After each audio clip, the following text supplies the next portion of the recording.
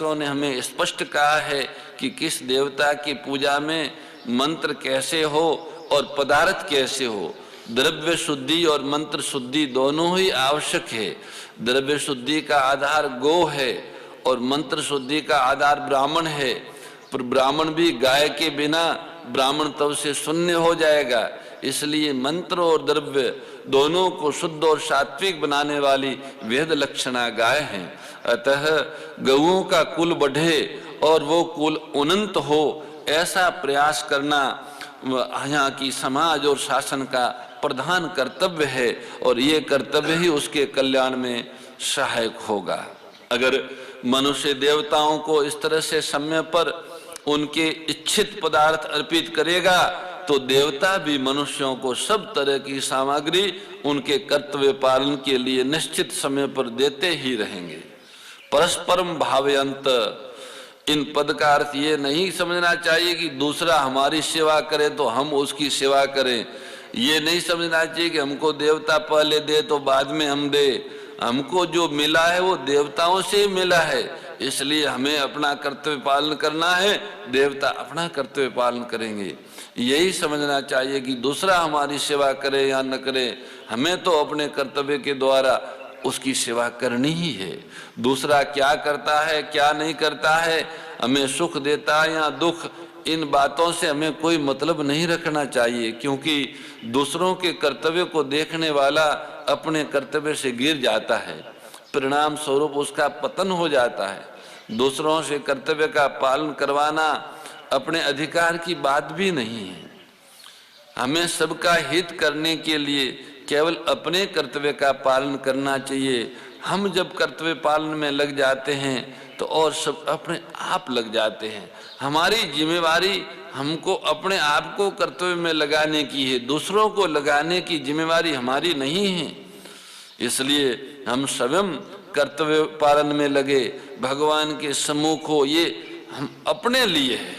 सेवा करने में अपनी समझ, सामर्थ्य, समय और सामग्री को अपने लिए थोड़ी सी भी बचा कर नहीं रखनी है। सभी तभी जड़ता से संबंध विच्छेद होगा। जब तक हम सामग्री, समझ और सामर्थ्य बचा के रखेंगे तो जड़ता से संबंध विच्छेद नहीं होगा। और जिसे कल्याण कहते हैं, भगवत प्राप्ति कहते हैं, तत्व ज्ञान कहते हैं, वो जड़ता से संबंध विच्छेद हुए बिना संभव नहीं है। हमारे जितने भी सांसारिक संबंधी माता पिता, स्त्री, पुत्र, भाई, भौजाई आदि है, उन सबकी हमें सेवा करनी है। केवल देवताओं की सेवा करनी इतनी बात नहीं है, सबकी सेवा करनी है। पर लेना किसी से कुछ नहीं है, किसी से कुछ नहीं लेना है। अपना सुख लेने के लिए संबंध नहीं है। हमारा जिनसे जैसा संबंध है उसके अनुसार उनकी सेवा करना, मर्यादा के अनुसार उसे सुख पहुंचाना हमारा कर्तव्य है। उनसे कोई आशा रखना, उन पर अपना अधिकार मानना बहुत बड़ी भूल है।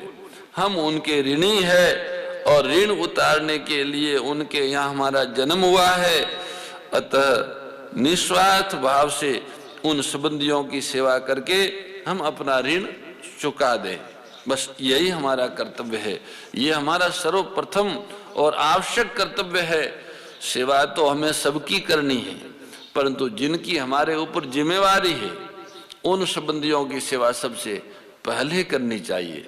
शरीर, इंद्रियां, मन, बुद्धि, पदार्थ आदि अपने नहीं हैं और अपने लिए भी नहीं है, ये सिद्धांत है। अपने अपने कर्तव्य का पालन करने से एक दूसरे की उन्नति होती है। कर्तव्य और अधिकार संबंधी कुछ और चर्चा इसी 2 श्लोकों के आधार पर। कर्मयोग तभी होता है जब मनुष्य अपने कर्तव्य के पालन पूर्वक दूसरों के अधिकार की रक्षा करता है। जैसे माता पिता की सेवा करना पुत्र का कर्तव्य है और माता पिता का अधिकार है। जो दूसरों का अधिकार होता है वही हमारा कर्तव्य होता है। अतः प्रत्येक मनुष्य को अपने कर्तव्य पालन के द्वारा दूसरों के अधिकार की रक्षा करनी है तथा दूसरे का कर्तव्य नहीं देखना है। वो कर्तव्य कर रहा, कर्तव्य पालन करता है कि नहीं करता, उसको नहीं देखना।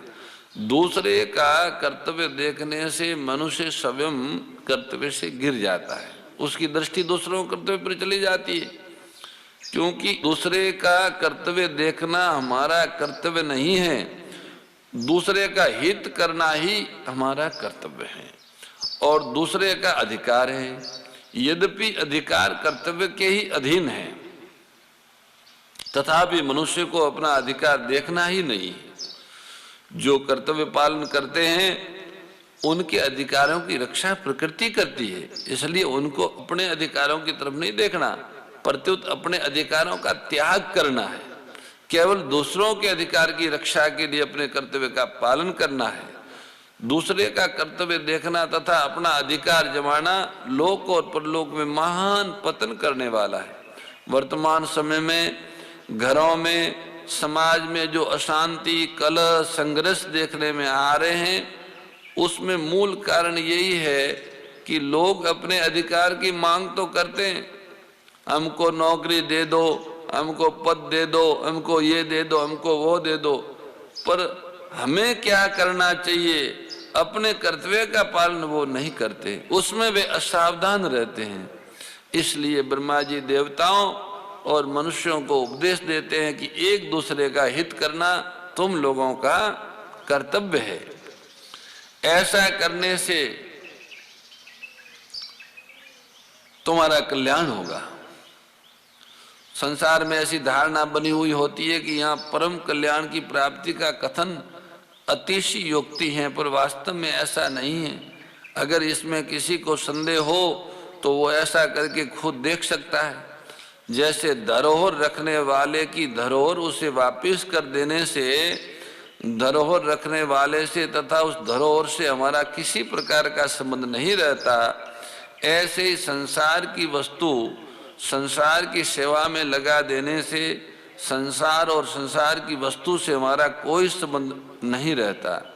संसार से माने हुए संबंध का विच्छेद हो जाता है और विच्छेद होते ही चिन्मयता का अनुभव हो जाता है। अतः प्रजापति ब्रह्मा जी के वचनों में अतिशयोक्ति की कल्पना करना अनुचित है। यह सिद्धांत है कि जब तक मनुष्य अपने लिए कर्म करता है तब तक उसके कर्म की समाप्ति नहीं होती और वह कर्म से बंधता ही जाता है। कृत्य वही होता है जो अपने लिए कभी कुछ नहीं करता। अपने लिए कुछ भी नहीं करने से पाप का आचरण भी नहीं होता, क्योंकि पाप का आचरण कामना के कारण ही होता है। अतः अपना कल्याण चाहने वाले साधक को चाहिए कि वह शास्त्रों की आज्ञा के अनुसार फल की इच्छा और आसक्ति का त्याग करके कर्तव्य कर्म करने में तत्पर हो जाए, फिर कल्याण तो अपने आप हो जाएगा। अपनी कामना का त्याग करने से संसार मात्र का हित होता है।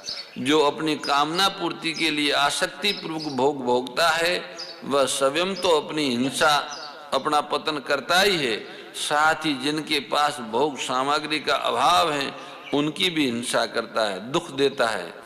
कारण कि भोग सामग्री वाले मनुष्य को देखकर अभावग्रस्त मनुष्य को उस भोग सामग्री के अभाव का दुख होना स्वाभाविक है। इस प्रकार स्वयं सुख भोगने वाला व्यक्ति हिंसा से कभी बच नहीं सकता। ठीक इसके विपरीत पारमार्थिक मार्ग पर चलने वाले व्यक्ति को देखकर दूसरों को शांति मिलती है, क्योंकि पारमार्थिक संपत्ति पर सबका समान अधिकार है। निष्कर्ष ये निकला कि मनुष्य कामना आसक्ति का त्याग करके अपने कर्तव्य कर्म का पालन करता रहे तो ब्रह्मा जी के कथनानुसार वह परम कल्याण को अवश्य ही प्राप्त हो जाएगा, इसमें कोई संदेह नहीं है। यहाँ परम कल्याण की प्राप्ति मुख्यतः से मनुष्य के लिए ही बताई गई है, देवताओं के लिए नहीं है। कारण कि देव योनि अपना कल्याण करने के लिए नहीं बनाई गई। मनुष्य जो कर्म करता है उन कर्मों के अनुसार फल देने, कर्म करने की सामग्री देने तथा अपने अपने शुभ कर्मों का फल भोगने के लिए देवता बनाए गए हैं। वे निष्काम भाव से कर्म करने की सामग्री देते हो ऐसी बात नहीं है, परंतु उन देवताओं में भी अगर किसी में अपने कल्याण की इच्छा हो जाए तो उसका कल्याण होने में मना नहीं है।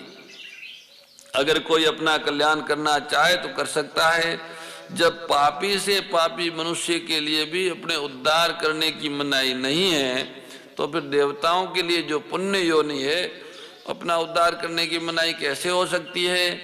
मनुष्य कर्म योनि है और 84 लाख योनियों देवता, नारकीय जीव आदि भोग योनियों है। सकाम भाव वाले मनुष्य भोगों को भोगने के लिए ही स्वर्ग में जाते हैं। अतः देवता लोग निष्काम भाव न रखकर अपनी जिम्मेवारी का पालन करते हैं, ड्यूटी बजाते हैं। इसलिए यहाँ कल्याण की बात मनुष्यों के लिए ही समझनी चाहिए। मुक्ति स्वाभाविक है और बंधन अस्वाभाविक है। मनुष्य योनि अपना कल्याण करने के लिए ही हैं। इसलिए जो मनुष्य अपने कर्तव्यों का पालन करता है उसका कल्याण स्वाभाविक हो जाता। परस्परम भावयन्तसरे, कल्याण के लिए नया काम करने की जरूरत नहीं है, परंतु जो काम करते हैं उसी को स्वार्थ, अभिमान और फल इच्छा का त्याग करके दूसरों के हित के लिए करे तो कल्याण हो जाएगा। निष्काम भाव के बिना भी केवल अपने कर्तव्य का पालन करने से स्वर्ग आदि पुण्य लोकों की प्राप्ति हो जाती है। जिस स्वर्ग की प्राप्ति बड़े बड़े यज्ञ करने से होती है, उसी की प्राप्ति क्षत्रिय केवल अपना कर्तव्य कर्म युद्ध करके प्राप्त कर सकता है। जैसे ब्रह्मा जी ने देवताओं और मनुष्यों के लिए परस्पर एक दूसरों का हित करने की बात कही, ऐसे ही चारों वर्णों के लिए भी परस्पर एक दूसरों का हित करने की बात समझनी चाहिए। चारों वर्ण परस्पर एक दूसरों के हित के लिए अपना अपना कर्तव्य कर्म करें तो वे परम कल्याण को प्राप्त हो जाएंगे। ये नहीं एक को दबा के दूसरा आगे जाना चाहे, ऐसा संभव नहीं है। सबके हित में ही अपना हित है। ऐसे परस्पर समाज या वर्ण एक दूसरों का सहयोग करें तो वो एक दूसरों का भला होगा। एक दूसरों को नीचा देखा के आगे जाना चाहते हैं तो आगे वाला भी गिरता है और पीछे वाला भी गिरता है। इसलिए हम वेद हमें कहते हैं आओ सब साथ चलें, साथ पहुंचे, हमारा लक्ष्य सामूहिक हो, हम एक दूसरों के सहयोगी बने। जाति, वर्ण, संप्रदाय, पंथ ये सब लौकिक व्यवहार के लिए है। आत्मा की दृष्टि से हम सब परमात्मा के अंश हैं और हम सबका अंश ही परमात्मा है। हम सब परमात्मा के नाते एक है।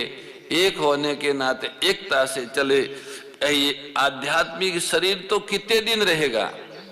शरीर की आयु सीमित है, आत्मा अमर है।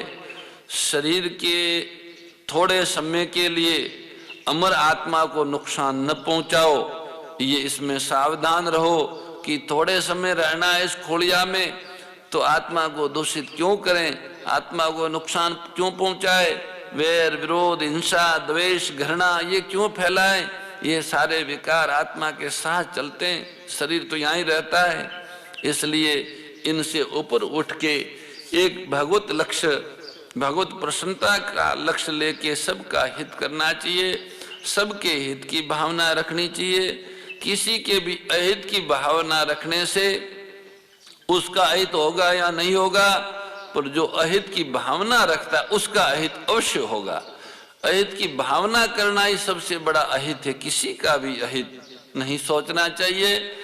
संपूर्ण सृष्टि की रचना इस ढंग से हुई है कि अगर एक आदमी गलती करता है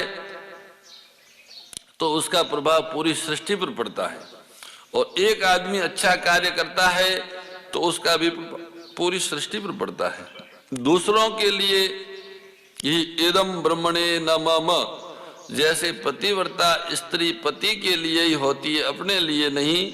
माँ का दूध बच्चे के लिए होता है, अपने लिए नहीं। बच्चे की चेष्टाएं माँ को सुख देती हैं, बच्चे को नहीं।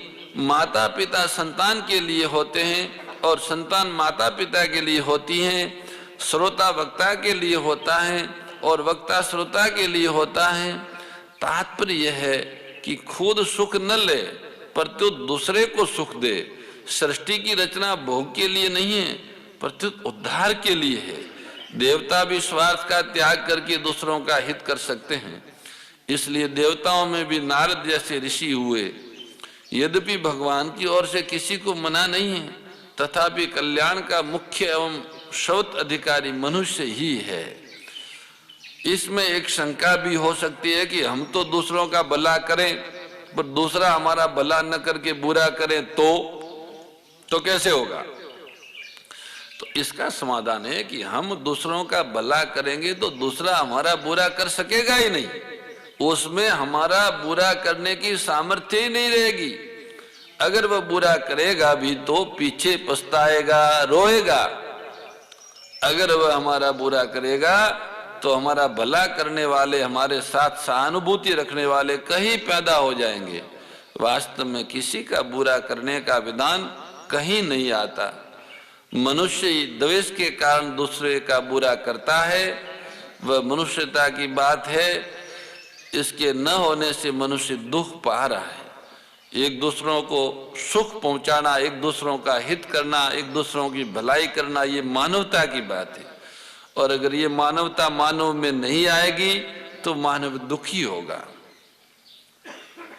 भगवान कहते हैं, देवताओं को तुम वेद लक्षणा गोमाता से प्राप्त गो दुग्धान और गो कृषि अन्न के यज्ञ से पुष्ट करोगे तो यज्ञ से पुष्ट हुए देवता भी तुम लोगों को बिना मांगे ही कर्तव्य पालन की आवश्यक सामग्री देते रहेंगे।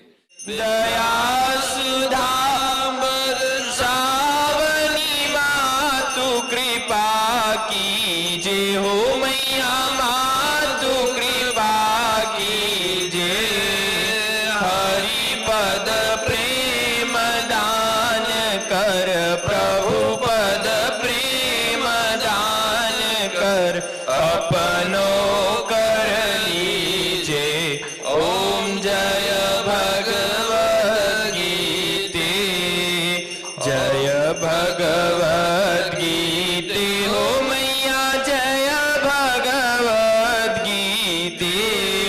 हरि हिय कमल विहारिणी प्रभु हिय कमल विहारिणी सुंदर सुपुनीते। ओम जय भगवद गीते। बोलिए श्री गीता माता की जय। ओम द्यौः शान्तिरन्तरिक्षगुं शान्तिः पृथिवी शान्तिरापः शान्तिरोषधयः शान्तिः वनस्पतयः शान्तिर्विश्वे देवाः शान्तिर्ब्रह्म शान्तिः सर्वगुण शान्तिः शान्तिरेव शान्तिः सामा शान्तिरेधि। अथ मंत्र पुष्पांजलि। ओम जज्ञेन जज्ञमय जंत देवास्तानि धर्माणि प्रथमान्यासन्न तेहनाकं महिमानः सचन्त जत्र पूर्वे साध्याः सन्ति देवाः। ओम श्रीमद्भगवद्गीतायै नमः। मंत्र पुष्पांजलिं समर्पयामि। परम श्रद्धेय गो ऋषि स्वामी श्री दत्त शरणानंद जी महाराज की प्रेरणा व मार्गदर्शन में विश्व के सबसे बड़े गो सेवा संस्थान श्री गोधाम महातीर्थ पथमेड़ा द्वारा संरक्षित लाखों बीमार, विकलांग, वृद्ध एवं अशक्त गोवंश वेद लक्षणा गोमाता की सेवा के साथ साथ भारतीय गोवंश का संरक्षण, संपोषण, संवर्धन एवं उनसे प्राप्त पंचगव्यों का परिष्करण व विनियोग करना, घर घर गोपालन, गो अभ्यारण्य, घास चारा उत्पादन हेतु गोचर भूमि का विकास, गोपालन लोक संस्कृति के पुनर्जागरण हेतु वेद लक्षणा गो महिमा का प्रचार प्रसार करना तथा गोपालक किसानों के स्वावलंबन हेतु गो कृषि अन्न एवं गो दुग्धान का गुणवत्ता युक्त बाजार तैयार करना श्री गोधाम महातीर्थ का पावन उद्देश्य है। आप सभी दानदाता श्री गोधाम महातीर्थ पथमेड़ा द्वारा संचालित गो सेवा महाअभियान में बढ़ चढ़कर सहयोग कर लाखों बीमार, विकलांग, वृद्ध एवं अशक्त गोवंश के गोग्रास सेवा हेतु श्री गोधाम पथमेड़ा लोक पुण्यार्थ न्यास के बैंक ऑफ बड़ौदा खाता संख्या 084901000238827 IFSC कोड BARB 0 ASHRAM शाखा आश्रम रोड अहमदाबाद में गोग्रास सेवा निमित्त जमा कर सकते हैं। अधिक जानकारी के लिए संपर्क करें 7742093179 7665059999 7073000151।